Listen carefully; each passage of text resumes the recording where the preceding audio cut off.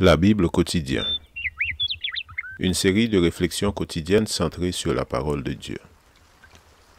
Que ce livre de la loi ne s'éloigne point de ta bouche. Médite-le jour et nuit, pour agir fidèlement selon tout ce qui y est écrit. Car c'est alors que tu auras du succès dans tes entreprises.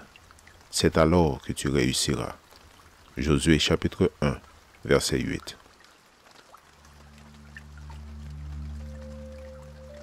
Aujourd'hui, le 15 janvier, suivre la foule ou témoigner courageusement. Pilate, reprenant la parole, leur dit : « Que voulez-vous donc que je fasse de celui que vous appelez le roi des Juifs ?» Ils crièrent de nouveau : « Crucifie-le !» Marc chapitre 15, versets 12 et 13. La folie collective se manifeste lorsqu'un individu perd de vue son identité et devient esclave de la volonté d'une foule. Aussi ferme que soit son caractère, il aura du mal à résister aux pressions d'une multitude décidée à agir irrationnellement. Jésus, en adressant la parole à ses détracteurs, parlait presque toujours contre eux, au pluriel, mais ses conclusions prenaient la forme voilée d'un appel à une seule personne. Les pressions de la vie exigent que le chrétien ait la fermeté de dire non au péché et au mal. On croit qu'il est plus facile d'être bon chrétien dans la solitude, mais lorsque l'esprit du mal s'empare d'une foule, il est plus difficile de lutter contre le courant. C'est alors que le Saint-Esprit intervient puissamment dans la vie du chrétien et lui donne le courage de dire non ou oui selon le cas.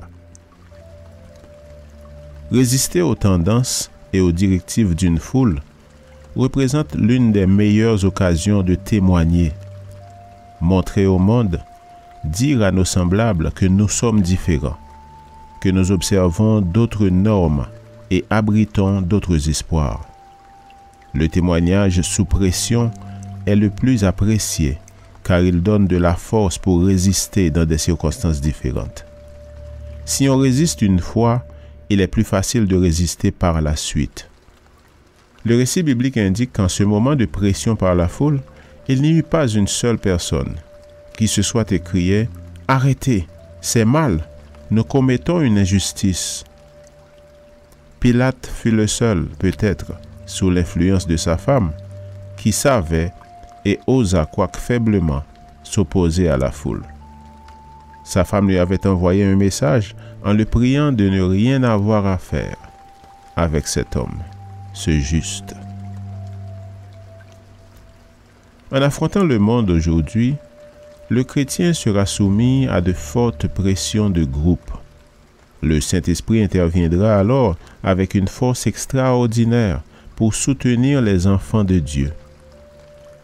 Dans ces moments où la pression de la foule semble irrésistible, entonnons les paroles de l'hymne « Tenter ne cède pas, céder ses péchés.